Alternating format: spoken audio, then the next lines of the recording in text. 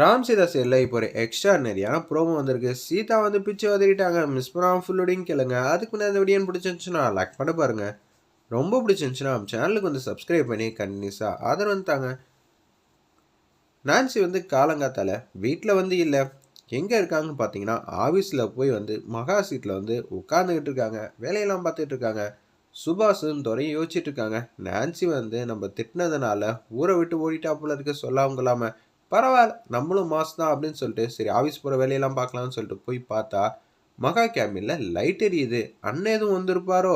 இல்லையே, நம்ம கிளம்புறப்ப அண்ணன் வீட்டில் தானே இருந்தாங்க. என்னடாக்குது ஒன்றும் புரியலங்கிற மாதிரி யோசிச்சுட்டு இருக்கப்ப அப்படியே வந்து கேபின்குள்ளே வராங்க. ஏய், யார் உட்காந்துட்டு இருக்குது அப்படின்னு சொல்லும்போது நான்சி வந்து திரும்புகிறாங்க. நீ யார் இங்கே வந்து உட்கார? மரியாதையாக ஊரை தாண்டி ஓடி போயிடு, இல்லைன்னு வச்சுக்க அவ்வளோதான்னு சொல்லி சுபாஷும் துறையும் சூப்பராக வந்து மிரட்டுறாங்க அந்த இடத்துல. ஏய், என்ன நினச்சிக்கிட்டு இருக்க? எனக்கு பேசுறதெல்லாம் சுத்தமாக பிடிக்காது. இந்த டாக்குமெண்ட் வந்து படிச்சுப்பாரு அப்படின்னு சொன்னோன்னே டாக்குமெண்ட் வந்து ரெண்டு பேரும் படித்து பார்க்குறாங்க. நம்ம சுபாஷும் துறையும் அப்படியே வந்து தலை சுற்ற ஆரம்பிச்சிருச்சு. ஏய், இதெல்லாம் எப்படி பாசிபிள் ஆச்சு? எனக்கு சுத்தமாக புரியலையே. பாசிபிளோ இல்லையோ, யாரோட கையெழுத்து? உனக்கே நல்லா தெரியும் இது மகாவோட கையெழுத்துன்னு. அப்புறம் என்ன, மகாவோட 25% ஷேரை தான் நான்சி வந்து எழுதிக்கிட்டாங்க. எனக்கு என்னமோ இவங்க தான் வந்து மகாலட்சுமி போல் அந்த இடத்துல சின்னதாக வந்து ஒரு பாயிண்ட் மாதிரி சொல்லியிருந்தாங்க நம்ம எல்லாருக்கும். இந்த விஷயத்த வந்து சேதுராமன்ட்ட வந்து ஃபோன் அடிக்கிறாங்க. ஆஃபீஸில் மிகப்பெரிய பிரச்சனை. எல்லா ஷேர் ஹோல்டருக்கும் ஃபோன் அடித்து கூப்பிட்றாங்க. மீரா வராங்க, சீதா வராங்க, ராம்லேது எல்லாரும் ஒவ்வொருத்தராக வராங்க. என்ன நினச்சிக்கிட்டு இருக்க? இந்த இடம் எனக்கு சாமி போல கோயில் மாதிரி.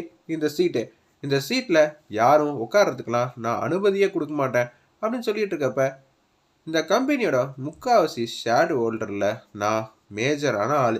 ஏன் பக்கம் 25% இருக்குது. சேதராம் உங்கள் பேரில் 25% இருக்குது. சீதா ராம் கொடுத்தவனுக்கு 25% இருக்குது.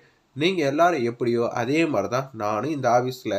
சரிங்களா? நீங்கள்லாம் என் முன்னாடி பேசவே கூடாது. எனக்கு அதிகாரம் பண்ணுற அளவுக்குலாம் உங்களுக்கு கெப்பாசிட்டி கிடையாது.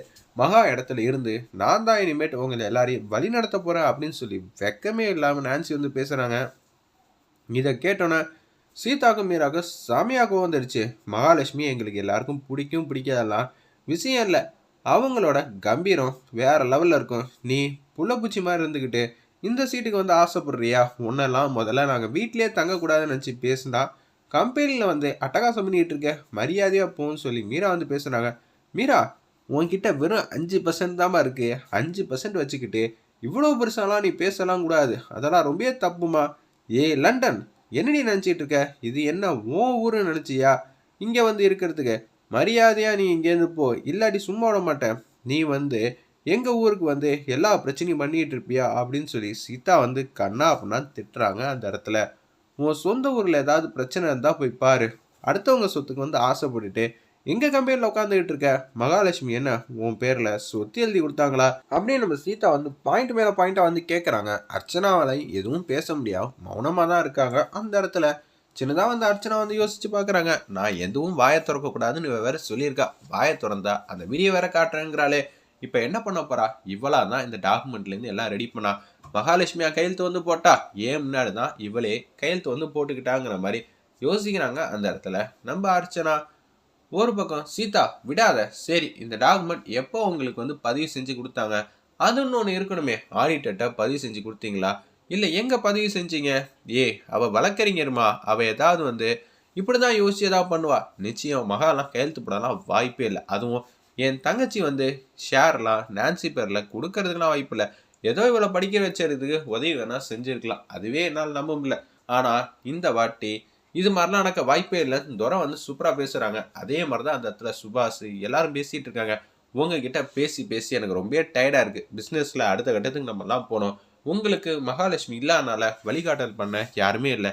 அந்த இடத்துல தான் நான் இருக்கேன்னு சொல்லும்போது நிறுத்துங்க முதல்ல. இதை முதல்ல கேஸாக எடுத்து விசாரிப்பா. எப்போ பதிவு செஞ்சாங்க என்ன ஏதுன்னு கேளு. இந்த டாக்குமெண்ட்டில் இருக்கிற சிக்னேச்சரை வச்சு எப்போ என்ன எந்த நேரத்தில் கையெழுத்து போட்டாங்கன்னு கண்டுபிடிக்க முடியும்ல. முதல்ல அதை கண்டுபிடிங்க அப்படின்னு சொன்னோன்னே தூக்கி வாரி போட்டுருது அந்த இடத்துல நம்ம மகாலட்சுமிக்கு. ஏன்னா இது இப்போ தான் ரீசெண்டாக வந்து ஒரு 2-3 மணி நேரத்துக்கு முன்னாடி தான் கையெழுத்து வந்து போட்டாங்க. வீட்டில் இடம் இல்லைன்னு சொன்னதுனால இந்த வீட்டில் நம்ம இருக்கணும்னா கம்பெனியில் முக்கியமான இடத்த பிடிச்சா மட்டும் தான் இருக்க முடியும்னு சொல்லிட்டு தான் அவங்க இந்த மாதிரி வேலை பார்த்துருக்காங்க. சீதா இந்த பாயிண்ட் சொன்னதுனால மொத்த குடும்பம் கிளாப் தட்டுறாங்க. சூப்பர் சீதா, வழக்கறிஞரோட பிச்சுட்ட. நீ பேசாம வந்து வழக்கறிஞரா ஆயிருக்கணும். இல்ல அதிகாரியா வந்திருக்கணும். சூப்பர். அந்த டாக்குமெண்ட்டை கொடுங்க. இதை முதல்ல நான் லீகலா வந்து செக் பண்றேன். எப்போ கையெழுத்து போட்டாங்க, என்ன கையெழுத்து போட்டாங்கன்னு எல்லாமே துல்லியமா தெரிஞ்சிடும்.